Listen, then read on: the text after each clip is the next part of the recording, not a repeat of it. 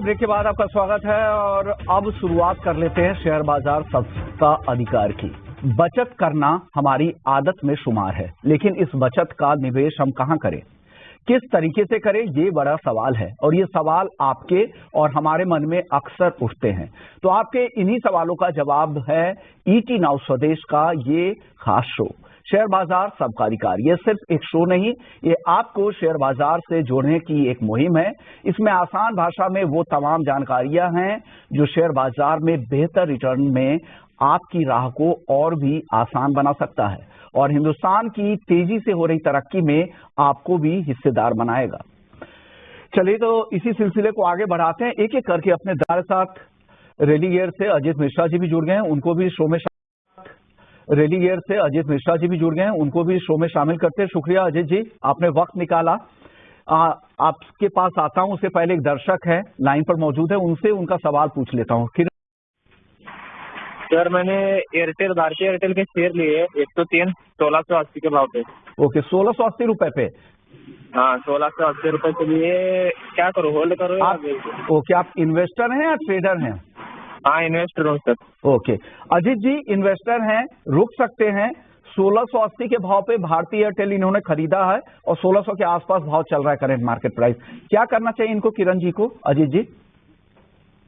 Good morning Vishwamohan. देखिए यहाँ पे अगर टेलीकॉम स्पेस की बात करें तो जो एक सबसे कंसिस्टेंट नाम हम सबको पता है कि भारतीय एयरटेल इसमें से इमर्ज हुआ है और हाल फिलहाल में हम थोड़ा बहुत कंसोलिडेशन जरूर देखा है, बट एक स्ट्रांग मूव के बाद जैसे किरण जी ने एकदम ऑलमोस्ट हाइस के पास बाय कर लिया, इसके लिए उनको थोड़ा सा कंसोलिडेशन का बेसिकली वो खामियाजा भुगतना पड़ रहा है। बट अदरवाइज स्टॉक में कोई भी ऐसी प्रॉब्लम नहीं है।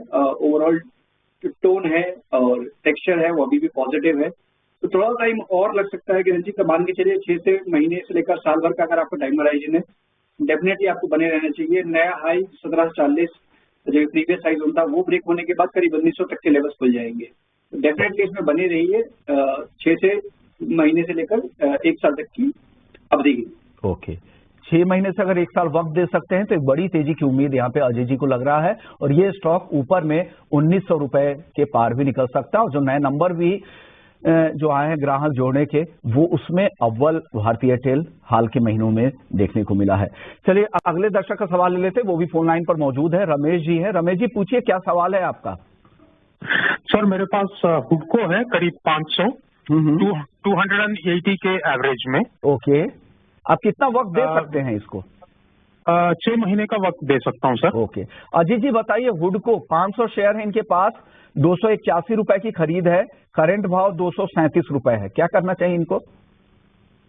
देखिए विश्वमोहन, अभी जो हाल फिलहाल में हमने देखा था कि across the board PSU pack में एक रिकवरी का टोन देखने को मिला, तो हुडको ने भी काफी अच्छा पार्टिसिपेट किया। बट वही 260 का जो जोन है जहां पे कि इसके मल्टीपल रेजिस्टेंसेज हैं ऑन द वीकली चार्ट्स, मुझे लगता है जब तक कि वो एरिया ब्रेक नहीं होगा तब तक थोड़ा बहुत कंसोलिडेशन का टोन रहेगा। तो मान के चलिए 220 से लेकर 260 इसी रेंज में ही आपको स्टॉक कुछ टाइम के लिए ट्रेड करता नजर आएगा, क्योंकि इनका 6 महीने तक का नजरिया है। मेरे हिसाब से टाइम अभी भी है इनके पास, तो जब तक 220 ब्रेक नहीं करता डेफिनेटली आपको बने रहना चाहिए। 220 अगर ब्रेक हो गया तो डेफिनेटली यहाँ पे आपको और प्रेशर देखने को मिल सकता है आने वाले टाइम में, और 260 के ऊपर फिर आपको 280-300 तक के लेवल्स नजर आ सकते हैं, जो कि इनके बाइंग प्राइस के और नजदीक ले जाएगा इनको। तो डेफिनेटली अभी बने रहने की रिकमेंडेशन होगी 220 के स्टॉप लॉस के साथ। 220 का स्टॉप लॉस लगाएं और बने रहने की सलाह यहाँ पर अजीत जी की तरफ से आ रही है। अगले दर्शक हैं जिन्होंने व्हाट्सएप के जरिए, पूछिए क्या सवाल है आपका? जी मेरा डीमार्ट का अकाउंट है। पहले तो थैंक्स, ये शो के लिए बहुत हेल्पफुल होता है। एंड तो दूसरा चीज, मेरे पास डीमार्ट का शेयर है 4100 के में लिया था 10 शेयर, बट अभी आई गेस ये FIS के सेलिंग की वजह से काफी FMCG सेक्टर मतलब काफी गिरा हुआ है। तो ये इसको होल्ड करना है या फिर क्या करना है, ये एक सजेशन चाहिए था मेरा।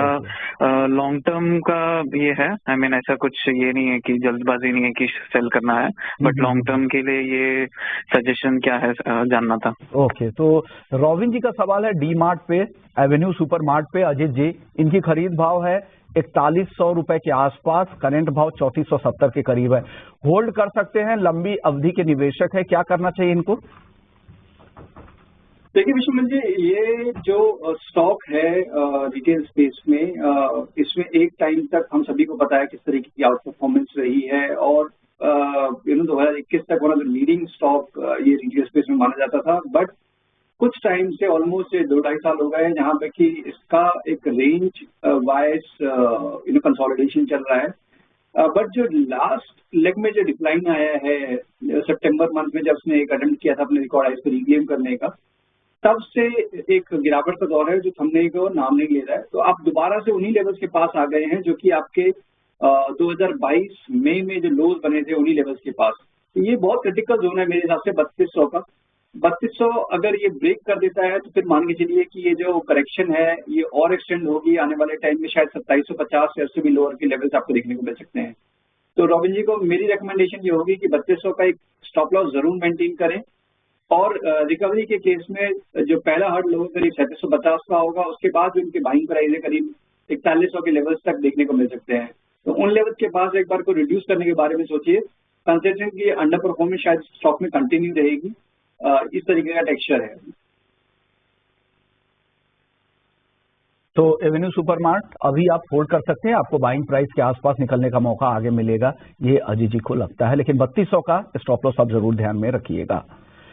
चलिए अब जी शिपिंग के सीएफओ ब्रेक के बाद स्वागत है आपका। आप देख रहे हैं शेयर बाजार सबका अधिकार, और आपके सवालों के जवाब देने के लिए कुणाल फरार और अजीत मिश्रा मार्केट एक्सपर्ट्स दोनों ही हमारे साथ जुड़े हुए हैं।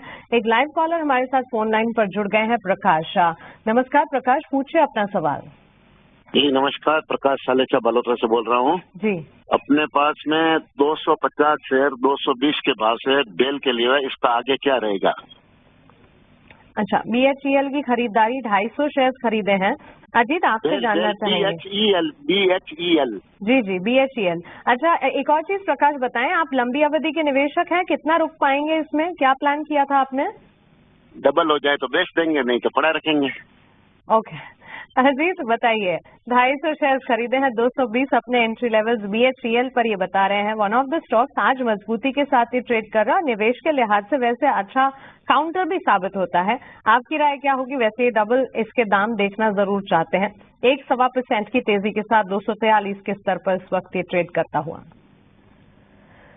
बिल्कुल मानसी, देखिए रिटर्न का बिल्कुल क्लियर है इनको कि डबल प्राइजेस हो जाए, तो रिस्क का भी देखिए थोड़ा सा उनको ध्यान रखना चाहिए, कंसिडरिंग कि बहुत स्ट्रॉन्ग परफॉर्मेंस रही है बहुत लंबे टाइम बाद। जैसे कि अगर आप, मैं कॉन्टेक्स्ट के लिए बताऊं आपको, 2007 में जो BHEL ने हाई बनाए थे करीब 334 के पास के, वो अब जाके 2024 में जाके टेस्ट हुए थे। तो इतने लंबे पीरियड के बाद बेसिकली स्टॉक में उस तरीके की रिकवरी देखने को मिल रही है।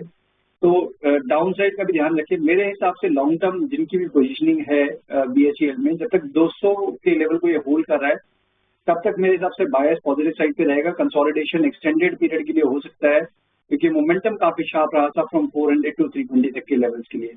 तो टाइम वाइज आप मान के चलिए कि करीब 6 महीना साल भर मिनिमम आपका टाइम होराइजन होना चाहिए, और उससे लंबा रखेंगे तो ज्यादा बेटर रहेगा।